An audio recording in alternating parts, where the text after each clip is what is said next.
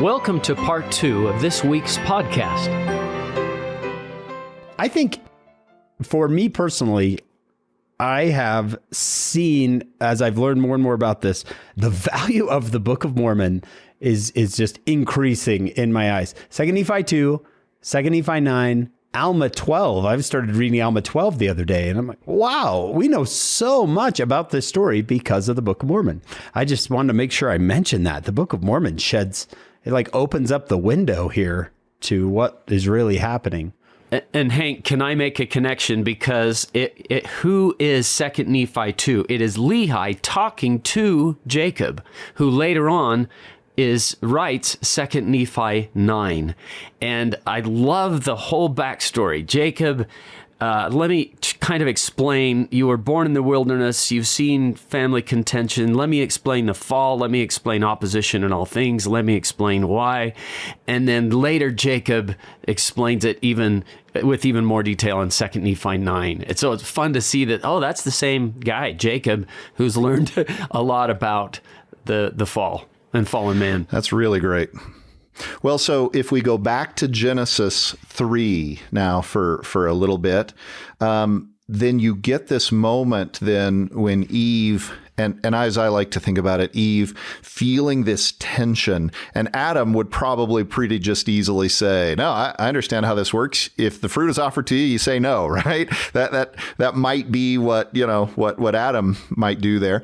I know the rules and I'm obedient. I'm going to follow those rules. Eve maybe feels this tension a little bit greater. And there are biblical readers who would say it was always intended.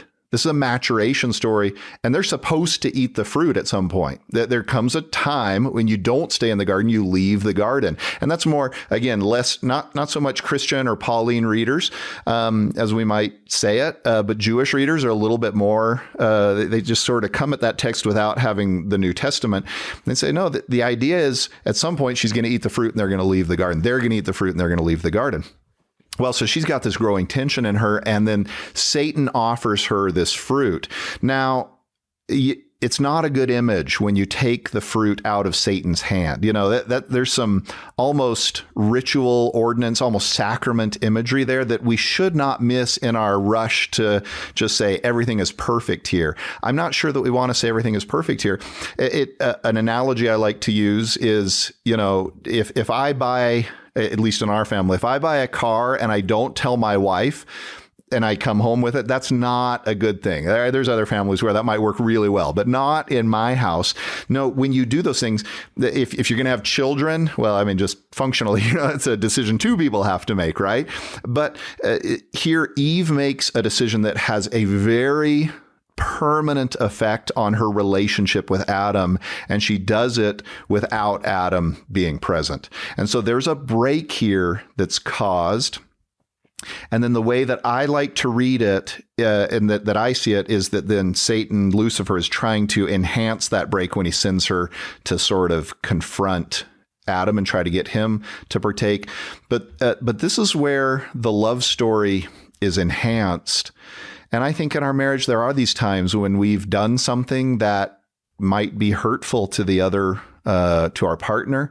And then Eve very powerfully, vulnerably stands in front of Adam, naked as it were, right? Honest, open, vulnerable. I've eaten this fruit. And Adam, I love this moment, this woman that he had first looked at and loved when God says it's not good for man to be alone. And here's Adam and Eve. And now they've been apart and they come back together, and Eve is being honest with him, saying, I've taken this fruit and I got to leave the garden. And Adam looks at her, and there's this potential betrayal, you might say, but it's really this powerful decision that moves the story forward. I suspect if it's me in the garden, I'm still playing with the lions, like I'm never going to leave. But Eve moves. It's this bold, courageous act Eve makes. But then it works because Adam loves her and is willing to follow her leadership and says, I'm coming with you. We're doing this together. And then God shows up. And to me, what he sets up is to restore the breach that was created there when Satan was introduced into the story, right? And he says, okay, now, and this is just, my reading of the text. Now, Eve, you need to listen. You need to be part of this. You're not just doing your own thing here. I know you're highly capable and you're linked to this man who may not always seem highly capable. I had a woman in my ward who said to me once, there was a time my husband had done some dumb things. And this went on for a number of years where I realized I've been just treating him like another child in our household. I haven't been allowing him to be an equal with me. I'd relegated him to unequal status because he had done some things that had been hurtful to the family. And there was a time I needed to change that in our marriage. And now we're equals again. And to me, that's what God is saying to Eve. You got to be linked with Adam. Listen to him. Follow his leadership. Yeah, as he has followed your leadership. And I love Eve's powerful leadership and that Adam's willing to follow her out of the garden. And then God links them back together and says, Adam, you got to work hard here. You got to take a leadership role here. You got to be involved. You got to be engaged. And I don't want to generalize that too much. I don't know that works in all of our situations, but there's certainly some powerful potential messages there for what Eve does, how beautiful and powerful it is in this moment when she stands in front of Adam and she's saying what needs to happen. And Adam doesn't, no, you're bad and you're wrong and I reject you. Instead, he says, he's humble enough to say, Oh, okay. I'm coming out of the garden with you. We're together. I'm with you. And it's beautiful. It's redemptive. And then God sort of reunites them, recleaves them back together by saying, you got to rely on each other. This is marriage. It's husband and wife and husband. So I think there's some beauty that can come out of that. If I could maybe introduce another question that I think Latter-day Saints often ask, and that is, what about these conflicting commands? Oh, and let me just add, part of that I find helpful. That part of what we were just discussing, well, was there anything wrong? Well, there was certainly something risky. We will at least put it that way when Eve makes that decision, that maybe could have been made unitedly together. If she's feeling that tension, could she, and we don't know how this story played out, right? So I'm just suggesting possibilities. But if she had discussed that with Adam and they had gone to the Lord in prayer, how might that have looked different? I don't know. But one of the things I'm doing is sort of connecting this idea that Eve was the one in transgression that we get in the New Testament with this idea, but it was a glorious decision. And I think we can have it both ways, honestly. I think we can, she makes that first decision and it's powerful, but it's risky. It's really risky. It's bold, but it's risky. Shon, would it be fair to say that, because I've had students say before, doesn't Satan have to do this in order for this to happen? And I like what you said there, that this could be a maturity thing, that eventually they are going to partake of the fruit, and the Lord plans on them doing that. But Satan came in and rushed the process or stepped in where he had no place to step in, right? I don't know. I've related it to, one day I'm going to talk to my kids about the birds and the bees when they get old enough, but then somebody else comes in and decides to talk to him about that before that. Is that wrong? No, it was going to happen, but it was not your place. Is there anything to that, or am I way off? Well, I actually really like that as a potential reading here, that Satan, and it's clear in Moses, if we look, let's go back to Moses for a second to sort of connect with what you're saying here. Moses chapter 4, verse 6, Satan put it into the heart of the serpent, for he had drawn away many after him. And he sought also to beguile Eve, for he knew not the mind of God.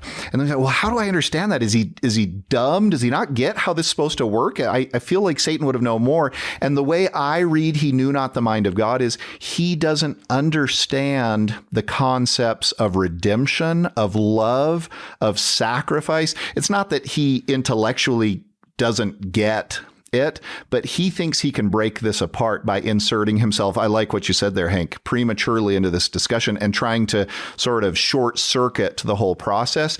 And he thinks this is going to work. And at least I like to imagine him when Eve, he's like, go talk to Adam. This is all going to implode. This is going to be great.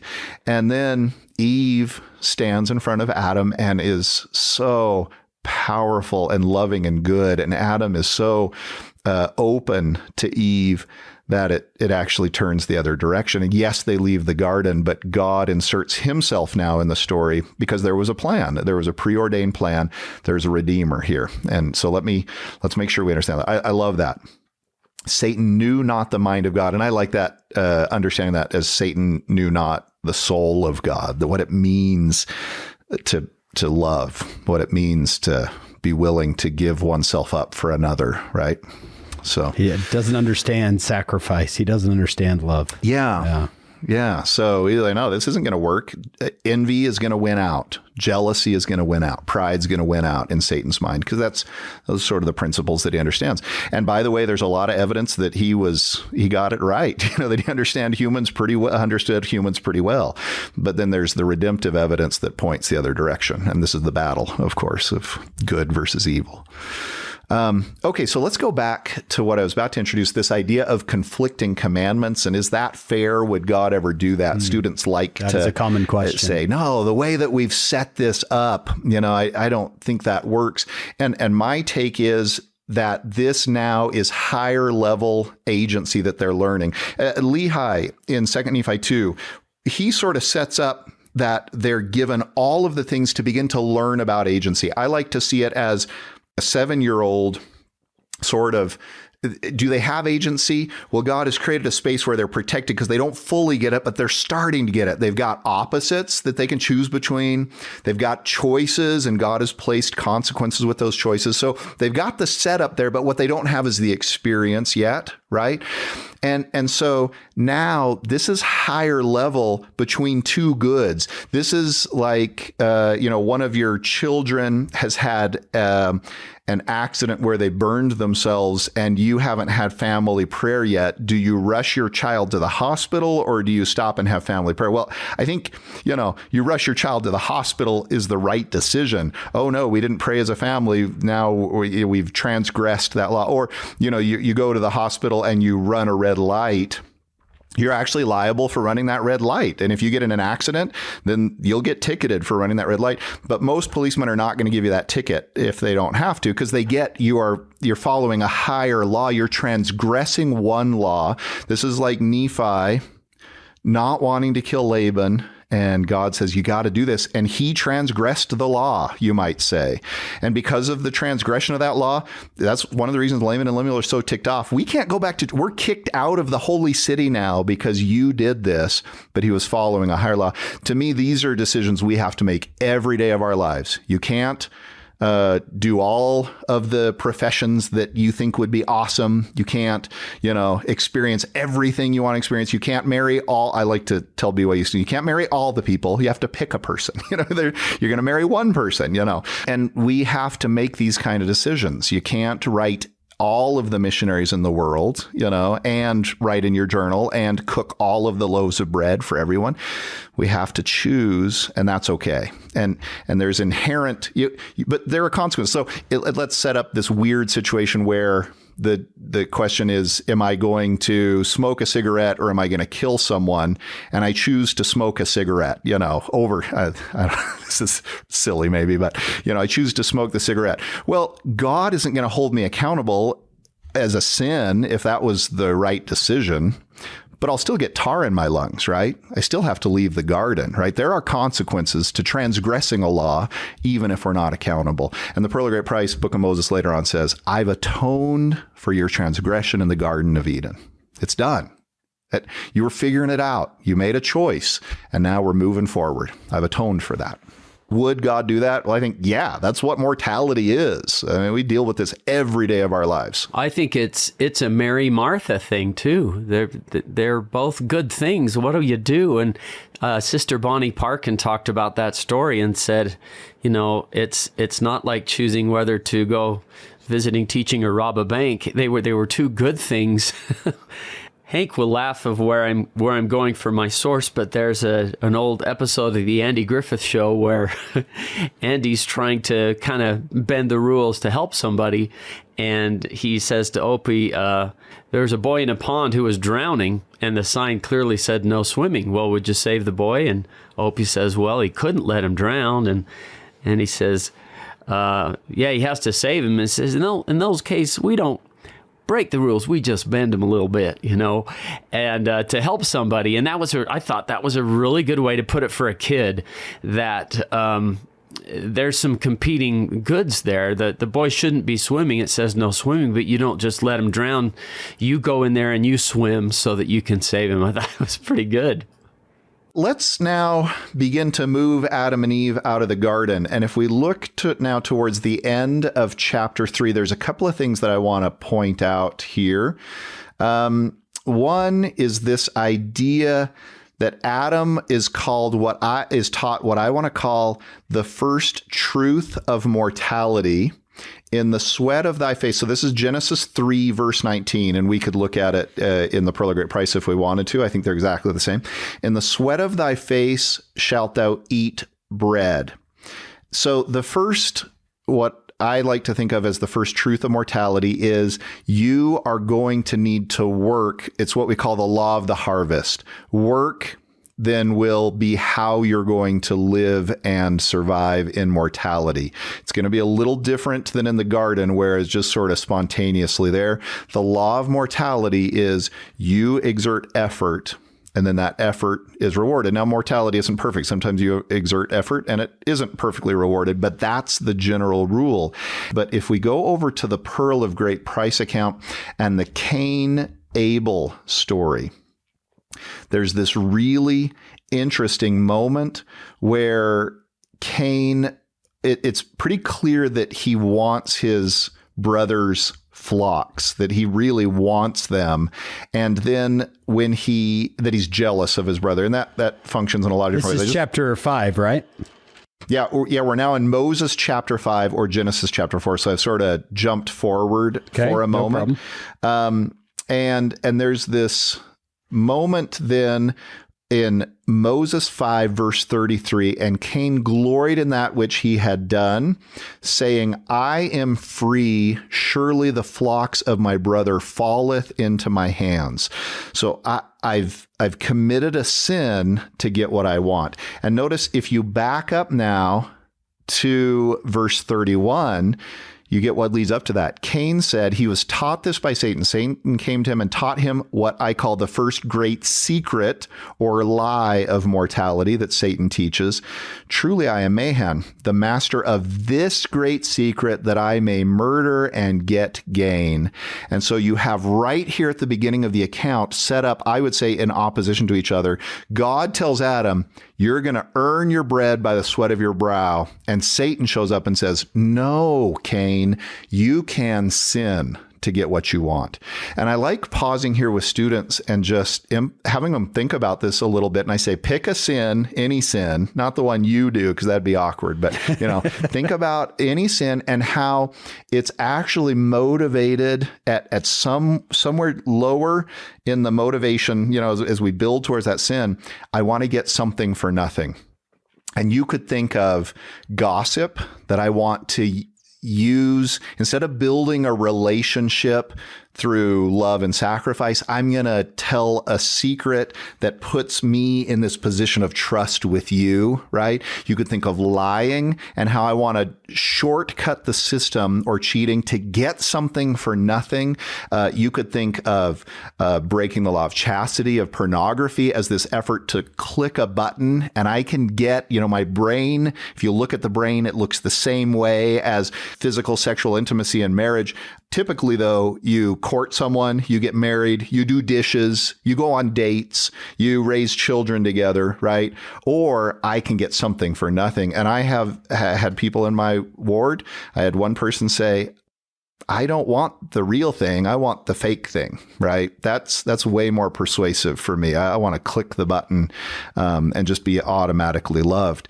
All of us do this, by the way. So this sort of being sort of seduced by this getting something for nothing, where we're looking for the shortcuts. But this idea of we want the easy path of getting something for nothing, and it weakens us as humans. We are light and truth at our very core. And when we go to sin to get what we want, it warps who we are. And then we need the redemption that comes through the atonement of Christ, and re-accepting truth, that first great truth of mortality. I'm going to earn my bread by the sweat of my brow. Wow. What a fantastic insight. Can I expand that a little bit? Because I love the idea that those who were seeking signs in Jesus's day, and he would say, it is a wicked and an adulterous generation that seeketh after a sign. And then Joseph Smith said something that at first I was like, whoa, what? If you see a man seeking a sign, you may set it down that he is an adulterous man. And I remember Robert L. Millett connecting those for me once and saying, look, one of them is saying, I want all of the evidence. I want the testimony. I don't want to do any work. I don't want to do any commitment to finding out. That's the sign seeker. Show me the proof. I don't want to do any work. The adulterer says, I want all the benefits of marriage. I don't want any of the commitments of marriage. And it was the same something for nothing kind of mentality. And I had never connected that with Cain before. You can murder and get gain. And when I've taught that to my classes, I've said, how many TV shows, and I had a percentage somewhere, a USA Today article that talked about crimes committed, the number of times a violent crime or some kind of crime is committed, and in the movie they get away with it. I can murder and get gain, I can do stuff and get away with it. And that lesson continues to be taught today. This becomes, by the way, if you're going to go to the Book of Mormon, this becomes the foundational belief of secret combinations, that we're going to murder to get what we want. If you just look modern day at the tobacco industry and a group of people who was willing to hide the reality that they were killing people because they were getting gain. So they were willing to hide that. You'd say a group of people, and I don't know any of those people, so I don't mean to point the finger too strongly there, but just more at the general choice that was made there somewhere. Yeah, we know this is killing, but we're going to keep marketing to children because we make more money that way. This is a seductive concept, and the Book of Mormon says this is the kind of concept that led to the downfall of the entire Nephite society.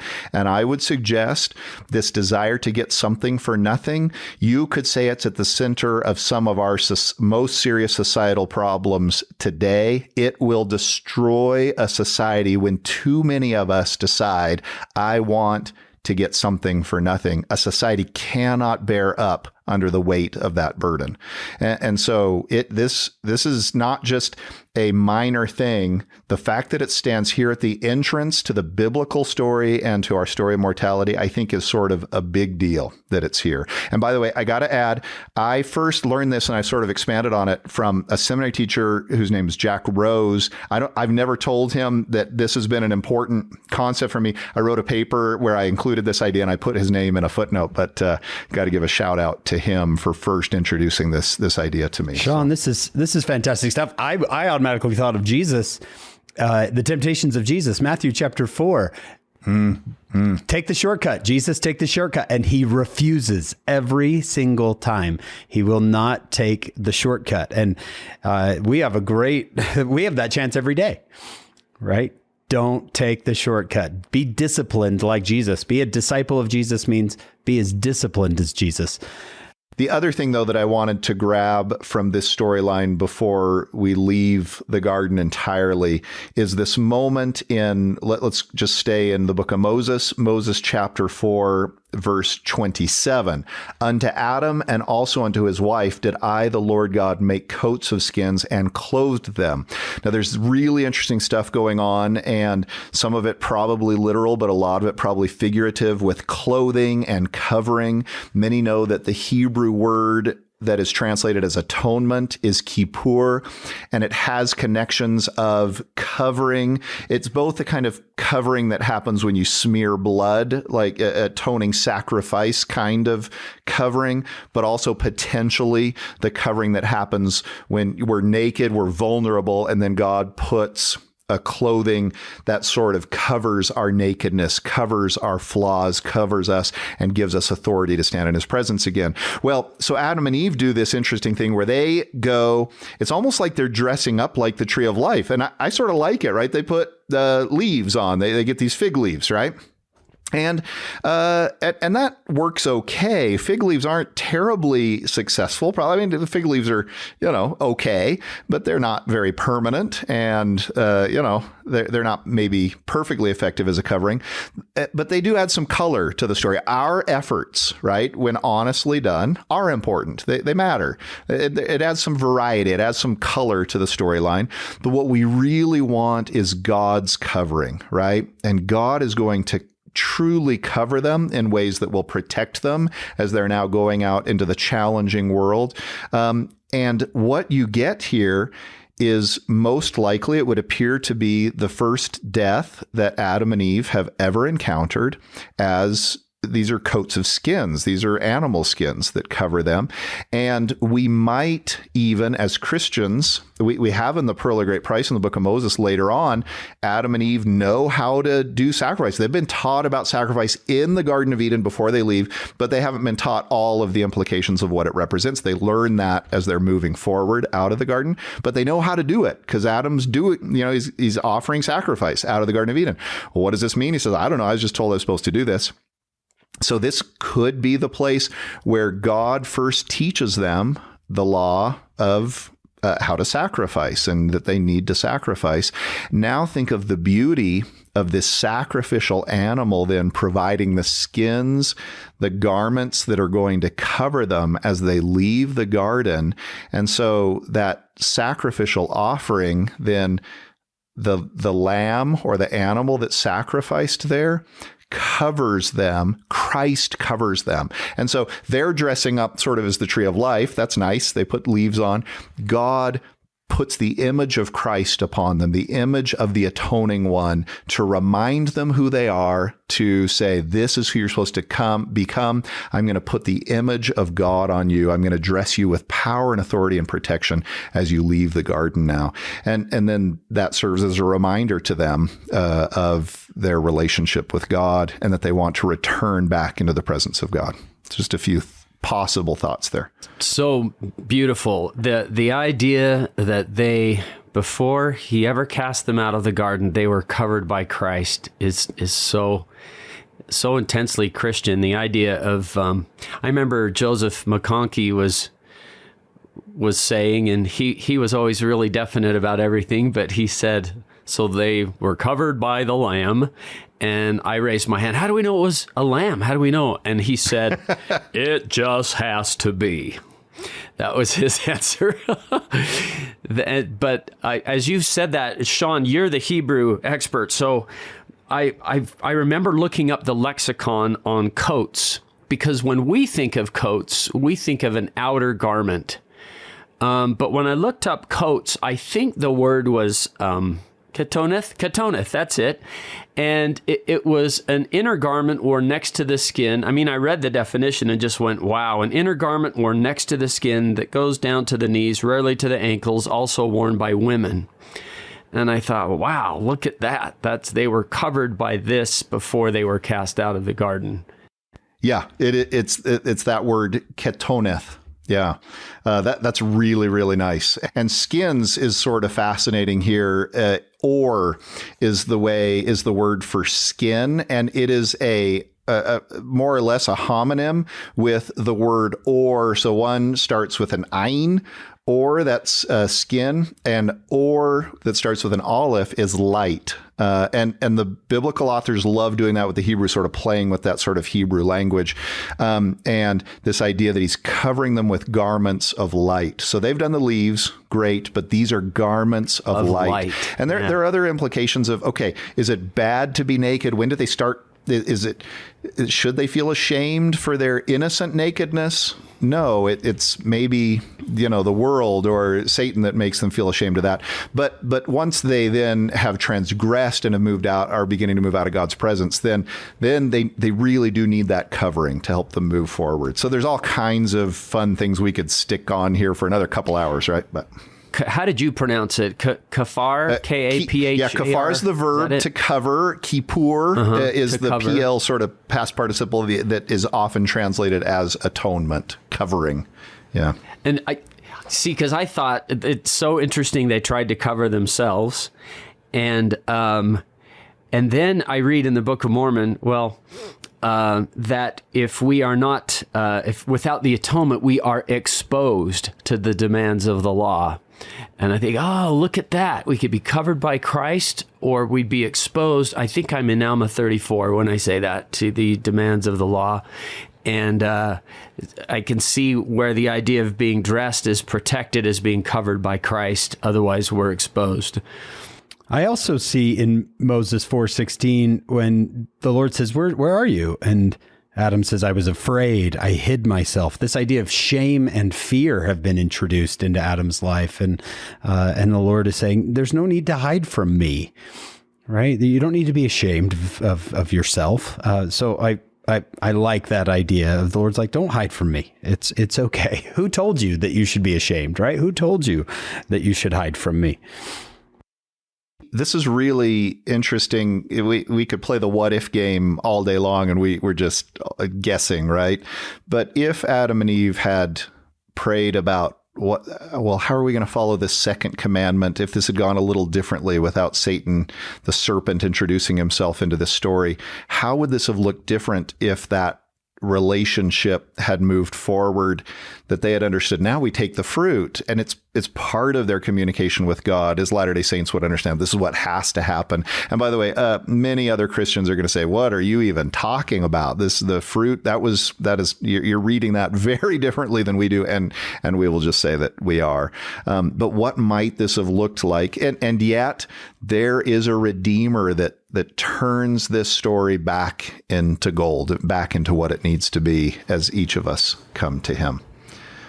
I can't tell you how many of my students would in their life do something wrong and decide to hide from God, right? Rather than just go and, as if instead of going to talk about it, it's like, well, I'll just stop going to church. I'll stop going to the temple. I'll stop, I'll just hide from God for a while. And I can hear the Lord saying, well, why are you hiding from me? You don't have to be ashamed of yourself. Come talk to me. I just think it's a beautiful idea to think that the Lord loves you despite the things you've done wrong. Come talk to him. It's okay. Come talk to me. I remember Boyd K. Packer telling a story once where his son had done something pretty wrong. He had stolen the family car and gotten in a car accident. And the police officer said, do you want to make a phone call? And he said, yeah, I want to call my dad. Right. That he trusted that I'd made a big mistake and I need to talk to my dad about it. Right. That's an automatic. I need to talk. I'm not going to hide from him. He's the one who can help me through my mistake. So I just, anybody listening who's made mistakes, we've all made mistakes. Go to the Lord with your mistakes. Don't hide from him. Brother Wilcox's talk in General Conference about, I'm a hypocrite. Well, you would be if you're trying to lie about it or hide from it or say it didn't really happen or the church is wrong for having high standards. But if you're owning it, you're talking to your bishop, you're trying to fix it, that's not a hypocrite. That's a disciple. I mean, that was a great moment in Brother Wilcox's talk. You're trying to come back, and so don't be afraid of the bishop either. Go talk. Well, and this emphasizes the point of just how fruitful, and I use that pun, that play on it, how fruitful this story is, and of the 5 or 10 insights that we've discussed here today, there are 1,000 more. This story will reward those who spend time pondering it. All right, well, let's just spend a few more minutes teasing out some things with the Cain and Abel story. We've spent a lot of time in the story of the fall, and we've done some jumping into the Cain and Abel story. But there's some fascinating things at the Pearl of Great Price that Moses chapter 5 provides as we come out of the garden, one of the things that it adds is that to our understanding is that Cain and Abel are not the first children born to Adam and Eve. And that's, you don't get that in the biblical account. And so you've got verse 2, you've got sons and daughters, and they're beginning to multiply and replenish the earth. And Cain and Abel haven't shown up yet, right? You get that they're being taught the gospel from the beginning, and then they are teaching their children, and their children are either accepting it or rejecting it. But one of the really fascinating things that you get right out of the gate, you get the consequences of the fall, and that it introduces when this turns wrong, when people reject the Lord and move away from the Lord, this gets ugly fast. We've got the first murder, we've got lies, we've got deception, we've got envy and covetousness. I mean, you got the 10 commandments are showing up in a very negative way. The breaking of those commandments, you got it playing out here very quickly in Adam and Eve's own family. And by the way, I suspect Adam and Eve are pretty good parents. There is a reality of agency that I think all of us have to acknowledge. We don't want to acknowledge it. Yeah. And if we're going to take the blame for all of the sins of our children, then we get all the credit for all the good they do. And it just doesn't work that way. We have to teach the best we can and then honor agency. And you see God. Yeah, that's interesting, Shon, the way you're setting this up. It's awesome. They've fallen. It's great. They're moving forward, and then we take a very dark turn. And it introduces with Satan, right? In Moses 5:13, Satan came among them. Yeah, and if we keep going in that verse, so he's saying, don't believe what your parents are teaching, and they actually they're more interested in what Satan has to say than in what God has to say as their parents are teaching it. And this is interesting. Men began from that time forth to be carnal, sensual, and devilish. So there is, again, this sort of carving of a middle way out where the consequences of the fall are significant. And certainly we have these fallen bodies that sort of crave satisfaction, and we're drawn that way. But it's when we actually listen to Satan. And we'd say, as we're sort of moving out of those beautiful Garden of Eden first 8 years, and then we begin to love Satan more than God, that's then the shift to carnal, sensual, and devilish. That's sort of an interesting teaching that is found here in Moses 5. So then let's come into the Cain and Abel story again and do a little bit more there.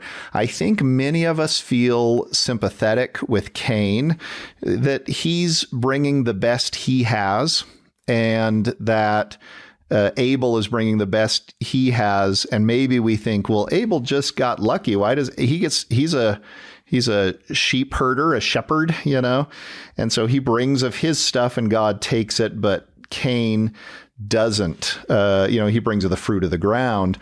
And Joseph Smith has made a point here where he says, let me just read this statement from him. Cain offered of the fruit of the ground and was not accepted. The sacrifice of animals was instituted as a type by which mankind was to discern the great sacrifice which God had prepared. To offer a sacrifice contrary to that, no faith could be exercised, because redemption was not purchased in that way, nor the power of atonement instituted after that order. Consequently, Cain could have no faith, and whatsoever is not of faith is sin. So there's an important point here that Cain, who, by the way, has been taught what it means to sacrifice, and there is a rebellion here where he says, I want to do it my way. God, you have to take me on my terms, and what I say, my personal sensitivities here are going to rule the day, as opposed to submit. Oh, you've said we're going to do it this way. Yeah, but I till the ground. I'm bringing my stuff. And it's like he has purposely said, I reject that. I'm going to break that ordinance the way that God has instituted for it to be done, because what I want to do trumps what God has asked me to do. And then it's not quite so sympathetic of a view that we get of Cain here, right? Where Cain is really willful. He's really self-vaunting. He really does want what he wants as opposed to listening to God. And then that story continues to play out. That sort of pride and self-exertion of will then leads him into a competitive relationship with his brother, where this is not about their obedience to God, but it's about being better than the person next to him.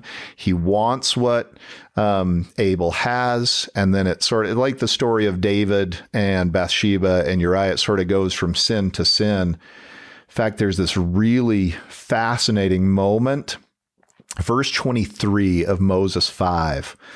If thou doest well, thou shalt be accepted. The verse before, why art thou wroth? Why is thy countenance fallen? His sacrifice hasn't been accepted. And by the way, it's Satan who tells him to sacrifice like this. So Satan is setting this up. He's like, hey, you should do this.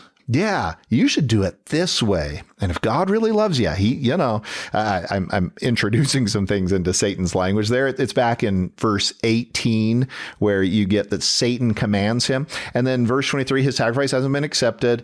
And God says to him, if you do well, you shall be accepted. And if thou doest not well, sin lieth at the door. Satan desireth to have thee. And so God is actually being really good with Cain. He's like, whoa, it's okay, but don't be angry now. This decision you've made will lead you in. Sin is at the door. So come back onto my side. I'm not angry, so much as that you just need to do this the right way.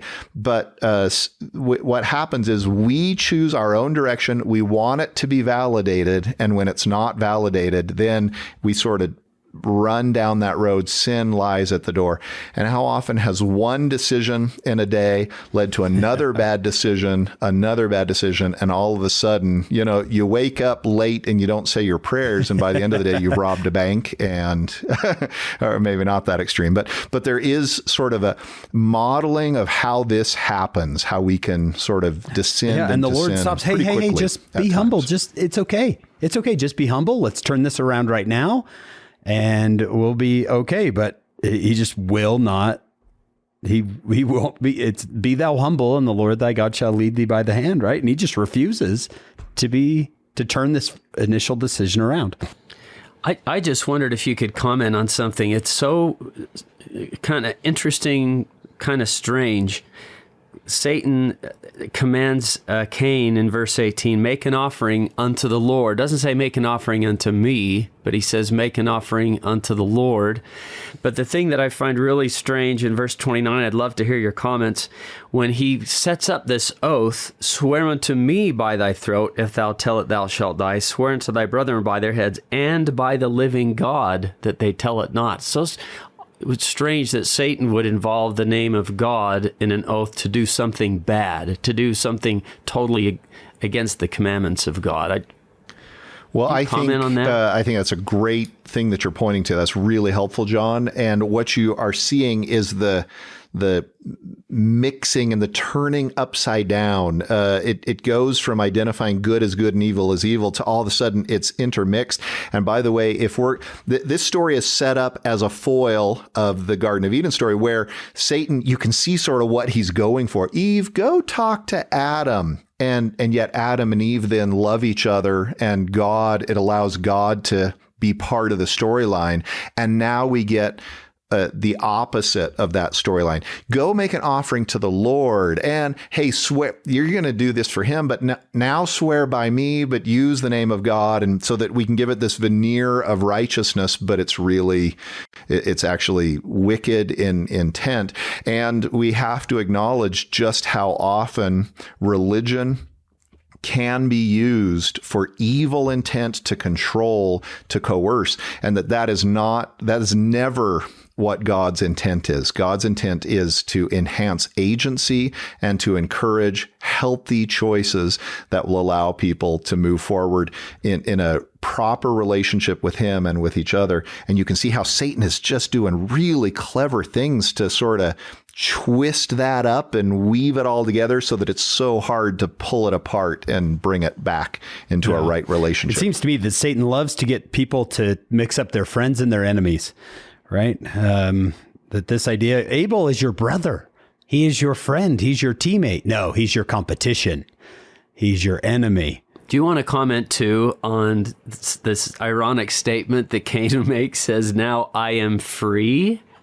Which I guess is what Satan wants you to think when you are getting in bondage to him, that you are free. Well, I do think there's some, if we go back to what we were discussing before with this idea of the great secret is I can get what I want for nothing. And I think we want to be careful about what adrenaline rushes mean. I think someone who is addicted to shoplifting, who loves shoplifting, I think that's how they feel every time they want it and they're going to get it. And then when they get it successfully, then they have that same kind of reaction. I'm free. But the problem, of course, the irony that you're pointing out is then it just closes things down as opposed to broadening the spectrum of. So I'm free. In other words, I got what I wanted, but now I'm less and less able, not to use Abel's name there, I'm less and less able to make choices that will allow that to continue in healthy ways.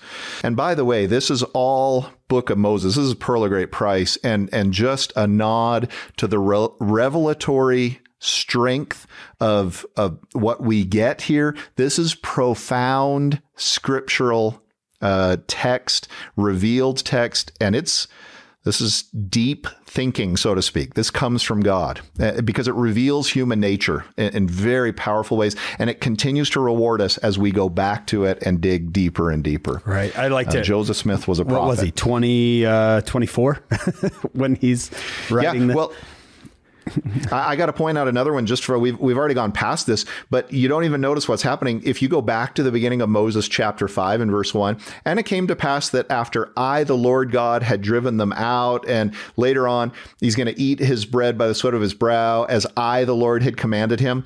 And then there's this shift by the time you get to verse 4. Adam and Eve and his wife called upon the name of the Lord from first person to third person as they come out of the Garden of Eden now into a fallen, and something has changed. And it's so subtle that you miss just how nuanced and profound this text is. There's so much going on in this text that it'll reward us if we dig into it. Most 24-year-olds write like this, don't they? Shon, I mean, exactly. This is so good. This is so good. Maybe the last thing that we want to talk about here is this idea that is set up here, both in the Pearl of Great Price and in Genesis, of the need for redemption. And this is, we started off talking about the Hebrew Bible or the Old Testament. Well, the Old Covenant and the New Covenant is one covenant that weaves itself through. And so this theme that Elder McConkie has talked about and that we want to reemphasize here is creation, fall, and atonement. And another way of putting that is creation, fall, and then redemption through covenants. And the power of those covenants is in the atonement of Jesus Christ, right? And we walk this path in a daily kind of way, a week by week way. As a Latter-day Saint, I take the sacrament on Sunday and I'm renewed, I'm ready to go. And then by Monday morning, I've experienced the fall again, and then I'm moving forward to be redeemed. And this is how we move forward in life. We have created a new job, a new day, a new relationship, that creation stage. And then there comes a moment when we are like, oh, it's not perfect. And there's a fall. And then God is there to carry the story forward. We are not held captive by former mistakes. God, and this is the way the biblical storyline is going to play out, but there's covenants that are offered, and he's going to pull Noah and then Abraham. And of course, we know it's before that, it's Enoch and others into this covenant relationship. So one last little thing I'll say about this, I like to say in class, I don't need to worry about my past because of the power of the atonement of Jesus Christ. I don't need to worry about my future because of the power of covenants. I know that God will be there for me because he has promised he would be there for me. And Christ is the great symbol and sign of that. I don't need to worry what choices I'm going to make because I've covenanted where I'm going to be. Repentance takes care of my past. Covenants take care of my future. And through the atonement of Christ and this covenantal relationship, we can return back into the Garden of Eden, but at a better level, at a higher level, return back into the presence of God. And he's calling us there. He's drawing us there. Wow. That idea of creation, fall, atonement happening over and over in our life, that is creation, fall, redemption. Creation, fall, redemption. I mean, look at marriage. Creation. It's amazing. It's perfect. It's wonderful. Oh, wow. It's not as perfect as I thought. Redemption, right? I can miss me out. The same with having a child, right? Is look at this beautiful creation. And then it's, oh, this is a lot harder than I thought it would be. Redemption. I can fix this relationship. It just happens over and over. Shon, Dr. Hopkin, this has been fantastic. I have learned so much. I think our listeners would love to hear just a little bit of your personal story when it comes to your research, your scholarship, your education, and your faith. Tell us just a little bit about your story. So I always wanted to do something where I could serve others. So the idea was I was either going to be a medical doctor or a teacher, right? And then as often happens as missionaries are returning from the mission field, think, oh, I want to teach the gospel. And that doesn't always work out. But in my storyline, it did. I ended up being a seminary institute teacher. But I was an ancient Near Eastern studies major. And I wanted to understand the scriptures in ways that could then help them come to life for me and for others. And Joseph Smith studied Hebrew, and I thought, well, I love Joseph Smith and who he was. And so that the example of him as a seeker after God and one who gave me confidence that I could seek after the Lord, and then that the Lord would be willing to reveal himself to me in his own way and in his own time, motivated my academic studies. And I would just say that as over the years, digging deeper and deeper into the academic study and the study of the Bible, that it has only enhanced my understanding of the richness of what we are provided in the restoration of the gospel. And it's such, the Old Testament, the Hebrew Bible, is such a beautiful place to see that.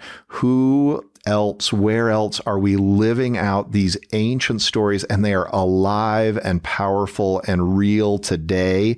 We are making covenants. We're emphasizing covenants. We are listening to prophets. As Moses said, would to God that all the Lord's people were prophets. And here we are in a situation where in the latter days, God is calling all of us to know what it means to communicate directly with God. So we follow prophets and we learn the prophetic gift. We gain the prophetic gift ourselves. And there's temple, there's priesthood, there's strong female leaders, there's strong male leaders. And my study of the Hebrew Bible only serves to strengthen my confidence in the message of the restoration. I am so grateful. As I sometimes tell my students at BYU, I've learned about the nature of God, the most about the nature of God from Isaiah and from Joseph Smith. They've given me confidence that God is willing to reveal himself to me, and that the mortality's still got a while to go for me, I hope. But that quest has been rewarded. I feel that I've come to know God better as I've been guided towards him, and my confidence has been increased through the restoration and honestly through the teachings of the Old Testament, as strange as that may sound to some listeners. This has helped me be a better man, and there's a long ways to go on that journey, but it's only enhanced me in my relationships with others and my relationships with the Lord. Fantastic. John, I think you'd agree we're better men. I think all of our listeners are better men and women because of what we've been taught today. Absolutely. I've made so many notes, and I've always, I feel embarrassed now that I had never seen what a love story this Adam and Eve, the episode of the fall was. I always thought, oh, that's the fall, but look at the love story in there. And the love allowed God to become part of the story again. Just so wonderful. Well, I just wanted to say how fun it's been to be with you. And it is fun to study the scriptures together. There's so much there. And there's more always to be discovered. And not just interesting tidbits that are academically or intellectually interesting, as good as that stuff is, but things that'll change us, that'll have power to change who we are. It's so satisfying to study the scriptures together, and with two people who I have loved and admired for quite some time. It's really fun to be with both of you. You are very kind. Honestly, I tell my students, this is what I do for fun. I read scriptures for fun. And they kind of look at me like, oh, you need to raise the bar for fun. But this is fun for us, right? This is our version of a good time. We want to thank you, Dr. Shon Hopkin, for being with us. We want to thank all of you for listening. Grateful for your support. We couldn't do it without you. We have some people we need to thank. Our executive producers, Steve and Shannon Sorensen.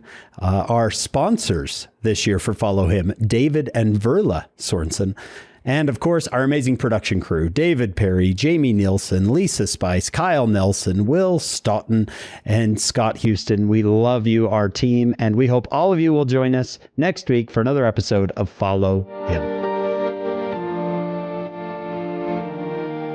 Hey, we want to remind everybody that you can find us on social media. Come find us on Facebook and Instagram. We would love it if you would subscribe to, rate, and review the podcast. Share it with your friends. That would be awesome. Go to followhim.co, followhim.co for any show notes, transcripts, any references you want. If you're feeling up to it, you can read the transcript in French, Portuguese, and Spanish. So all of that is available to you absolutely free. Go to followhim.co to find all of that.